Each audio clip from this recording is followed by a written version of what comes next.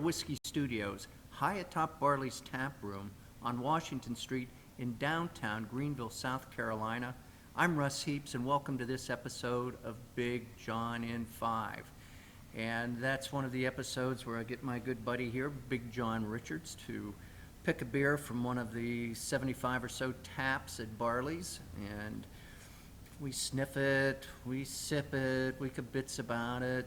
Sometimes John fills us in a little bit about the brewery, and other times he might even give us a little lesson in beer brewing, or history lesson actually in beer brewing.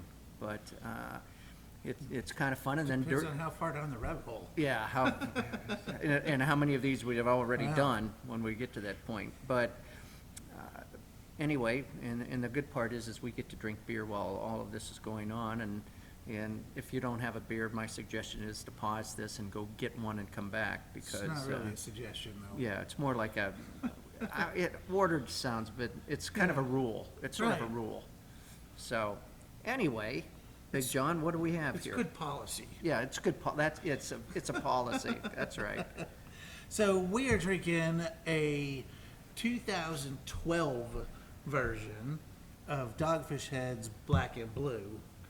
2012. Right. So Barley's has a cellar program here, and they age a bunch of things that are suitable for aging and release them as part of a vintage project or cellar project. And this one's this one's got some years on it. This is, we're 8 years deep into this guy here, and that's not too far off the mark, for something that's a 10% alcohol, Belgian style beer like this. They're built to age, and the longer they do, the more subtle, the more complex they get, the more things start to appear. And same way you put a spaghetti sauce in your fridge, and it's got to sit overnight for it to be even ready, and then the next day it's probably even better. Those flavors just sort of meld and blend, and that's what happens as you age a beer that's suitable. Right.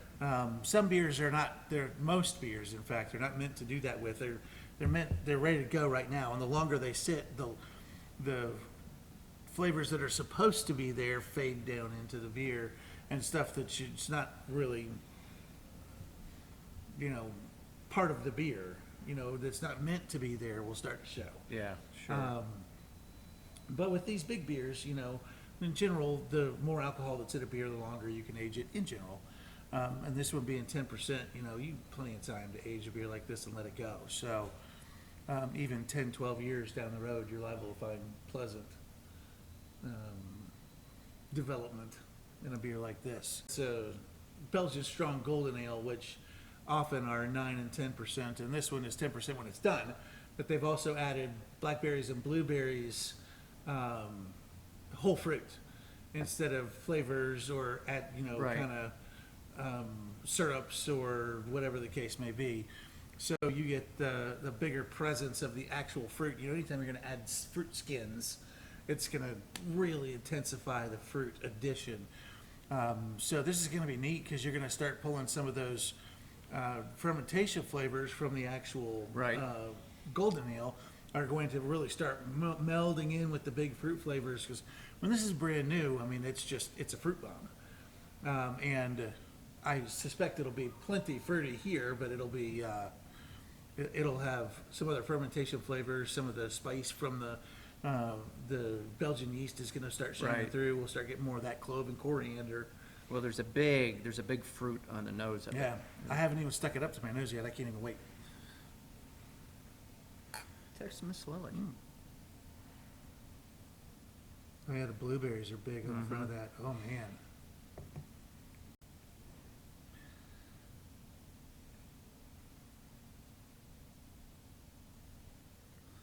Boy, it's a big fruit finish on it as well. Holy cow. Yeah, that fruit really comes out at the back. Yep, right in the back. Because it's blueberry right up front, and then more of the blackberry, I think, is coming in now on the finish. I'm still... Boy, that's a big finish. Yeah, I can feel the booze on that. I bet this is bigger than 10% now. I'd be willing to... There's no way this is drinking under 12.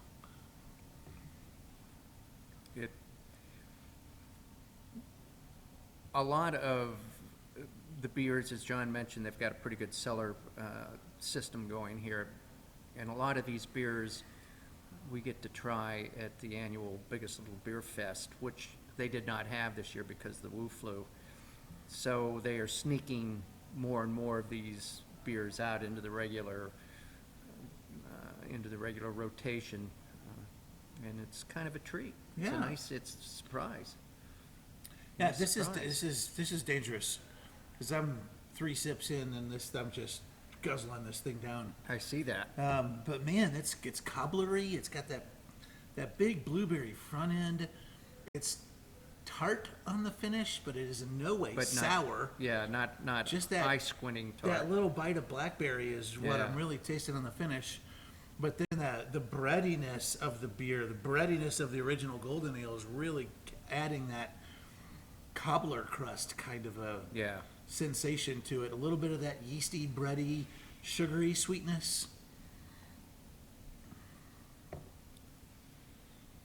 Oh man, I'm going to enjoy drinking this. Do you know, is this something that Dogfish Head does every year? I don't think they do it every year anymore. I'm not sure they ever did it every year. I think the first year was like maybe 2007 they did this. Because it's kind of based on, they did a beer called Red and White. And then they did Black and Blue based on that one, if I remember correctly. And they're both variations on their golden ale. But, you know, Dogfish Head has been famous over the years for trying something and then going off in a new direction. Yeah. And then finding a new direction. And, Yeah. And that's, you know, some of the magic of the whole thing. I remember reading something Sam Calagiani wrote, the founder, that talking about him, you know, early on when he's brewing on a stovetop and just going, okay, well, I've brewed this recipe 4 times. I'm bored with it now. Yeah. And it talks about literally walking up to his pantry and opening the doors and going, what in here could I stick in a beer and maybe it would work? And that spirit has sailed with him through Yeah. the 20, 30 Yeah. years they've been in business. And they're located where? Delaware. Delaware. Um,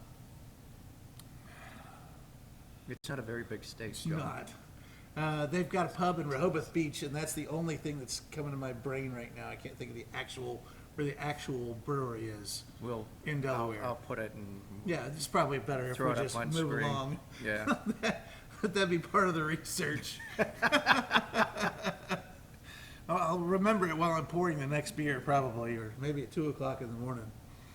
Yeah, Dogfish Head's been one of our stalwart craft brewers, and one of the companies leading the charge on, you know, like experimental beers Right. from the beginning. So we have a lot of debt owed to these guys for creating such a big world, a big sandbox to play in Yeah. for the rest of brewers. I'm still getting the blueberry, the big blueberry Yeah. hit on the front, but the finish has kind of calmed down for me a little bit. Well, I think it's another product of that first sip is always going to be an assault. That first sip is always going to be a surprise. And then your tongue will learn to make sense of it, and your brain will start categorizing what's going on. It's one of the reasons I don't like passing judgment on a beer in the first sip. Right. I think that tasting flights are a terrible idea. Because unless you are a professional taster sitting at a tasting panel with dry crackers or distilled water in front of you to reset your palate, drinking 2 or 4 ounces of a beer doesn't give you a sense of what it is. Sure. You really have to sit down and spend some time with it to understand the full effect of what's going on. Well, the full effect of what's going on here is yumminess. Well, right, and this is going to be a scary, easy 10%. This is... Hopefully it doesn't shorten our day. It doesn't take much anymore. Well, tell me It about it. doesn't take much. Anything else? I think we should let these people go find one on their own. I agree. Here's to it. See you next time.